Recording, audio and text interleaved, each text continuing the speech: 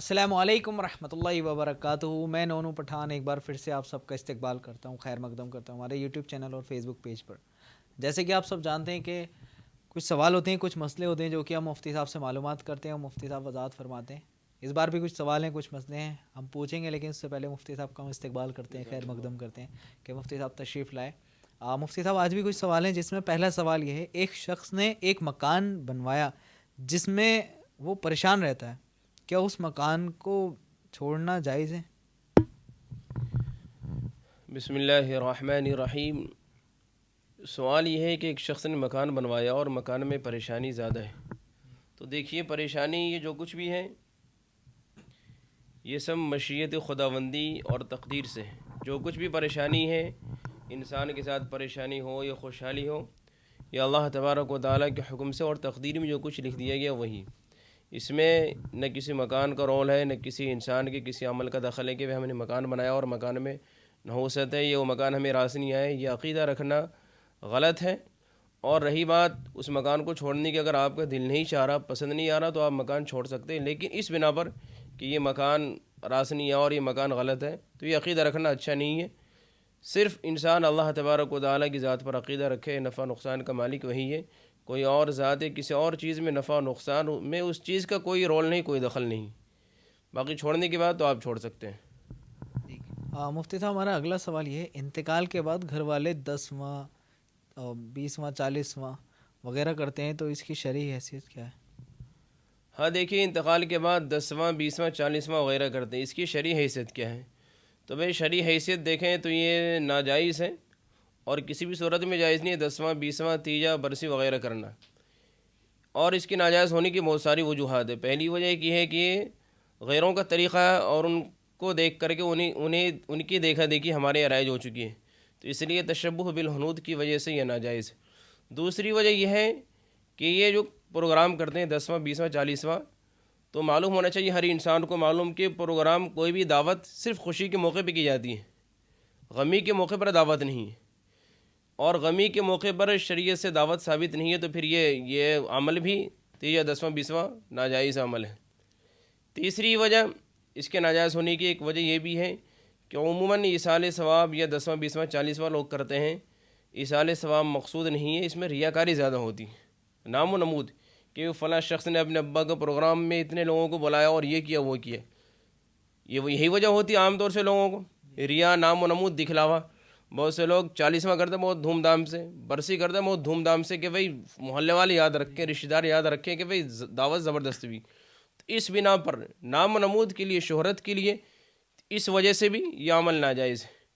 چوتھی وجہ یہ ہے کہ اس کے اندر اس پروگرام میں لوگ پروگرام نہ کریں تو لعن طعن کرتے ہیں.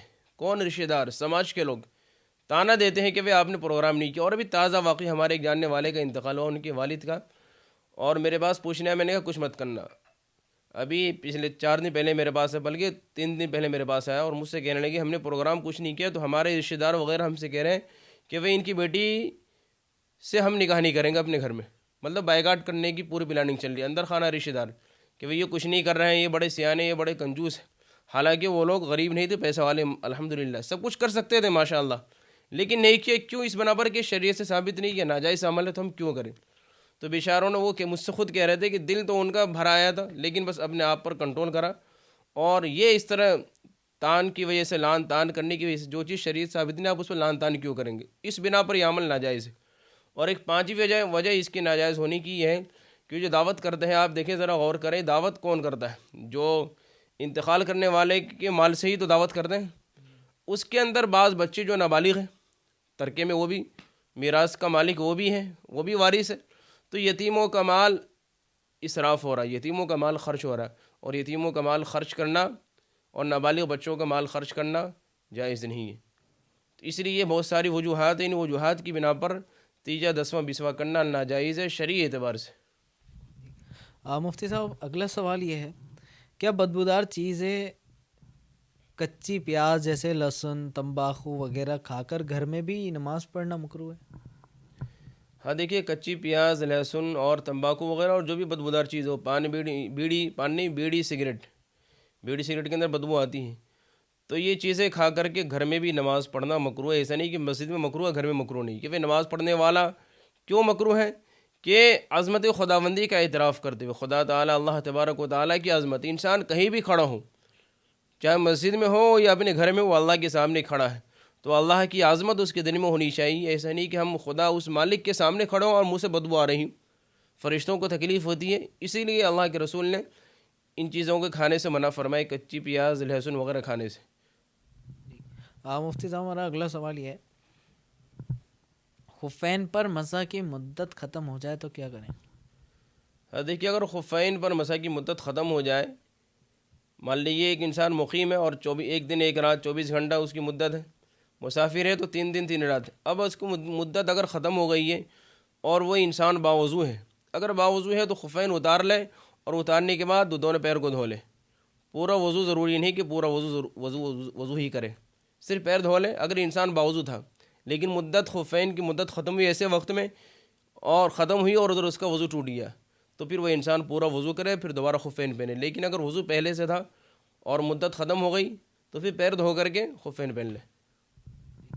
اگلا سوال یہ ہے مفتی صاحب، خفین پر اگر خفین پھٹا ہو تو پھر مسح کرنا کیسا ہے؟ دیکھیے اگر خفین پھٹا ہو تو مسح کرنا کیسا. اب یہ دیکھیں گے پھٹن کتنی ہے، کتنی مقدار کی پھٹن ہے. ایسا نہیں کہ تھوڑے بہت پھٹن ہو تو مسح. اگر خفین پیر کی 3 چھوٹی انگلیوں کے برابر، 3 چھوٹی انگلیوں کے برابر اگر خفین پھٹے ہوں جگہ جگہ سے، ہم سب مقدار کو ایک جگہ کر کے دیکھیں گے تو پھر اس خفین پر مسح کرنا درست نہیں ہے. اور اگر 3 چھوٹی انگلی کے سے کم خفین پھٹے ہوں تو پھر آپ اس پر مسح کر سکتے. 3 چھوٹی انگلی کے بقدر اس سے زائد پھٹا ہو تو نہیں کر سکتے ہیں، جائز نہیں. اس سے کم پر جائز ہے. مفتی صاحب ہمارا اگلا سوال یہ ہے، کسی رکعت میں ایک ہی سجدہ کیا ہو تو کیا اگلی رکعت میں 3 سجدے کر سکتے ہیں؟ اگر کسی رکعت میں بھولے سے کسی انسان نے ایک ہی سجدہ کیا ہو اور اس کے بعد پھر اسے نماز میں خیال آ گیا، اسے احساس ہوا کہ ایک سجدہ ہمارا چھوٹ گیا، تو اگلی کسی بھی رکعت میں ایک سجدہ اضافہ کر لے، کیونکہ ہر رکعت میں 2 سجدے فرض ہیں، دونوں سجدے. تو اب اگر کسی انسان کی رکعت میں ایک سجدے ہوئے تو اگلی رکعت میں جب سجدہ چھوٹ جائے تو اگلی رکعت میں سجدہ کر لے اور بعد میں سجدے سے ہو کر لے، تو اس کی نماز ہو جائے گی. لیکن اگر اگلی رکعت میں سجدہ نہیں کرتا ہو تو پھر اس کی نماز نہیں ہوگی، نماز لوٹانی پڑے گی، نماز اس کی فاسد ہو گئی. مفتی صاحب ہمارا آج کا آخری سوال یہ، قبرستان کے پھل کا کیا حکم ہے؟ دیکھیے قبرستان کے پھل کا کیا حکم ہے. دیکھیے اگر قبرستان وقف قبرستان ہے تو جو اس کے پھل ہیں، اس کے پھل کا حکم یہ ہے کہ اس کے پھل کو بیچ کر کے اور اس کی جو ضروریات قبرستان اس کی ضروریات میں اس رقم کو استعمال کریں گے. ایسے کسی انسان کے لیے اس کا پھل کھانا جائز نہیں ہے. اس کے پھل کو بیچیں اور اس کی رقم کو قبرستان کی ضروریات میں استعمال کریں، یہ طریقہ جائز ہے. باقی جو لوگ پھل کھا لیتے ہیں یا جو قبرستان کے جو ذمہ دار ہیں وہ سمجھتے ہیں کہ ہم ہی ٹھیکیدار ہوں گے، ہم ہی سب کچھ ہے، تو یہ نہیں. اگر آپ کا ذاتی قبرستان ہے تو کوئی بات نہیں، لیکن وقف والے قبرستان میں صرف جو متولی ہے، جو بھی ذمہ دار ہے، اس کی حیثیت نگراں کی حیثیت ہے، وہ مالک نہیں ہے، وہ اصل مالک نہیں ہے، وہ بلکہ وقف کیا اور وقف پوری امت کے لیے، تو کسی کے لیے کھانا جائز نہیں. تو الحمدللہ آج کے جتنے سوال تھے وہ مکمل ہوئے، اور ملتے ہیں اگلی ویڈیو میں. تب تک کے لیے آپ اپنا خیال رکھیں، نمازوں کی پابندی کریں، اس ویڈیو کو شیئر کریں تاکہ اور لوگوں تک معلومات ہوں. السلام علیکم ورحمۃ اللہ وبرکاتہ.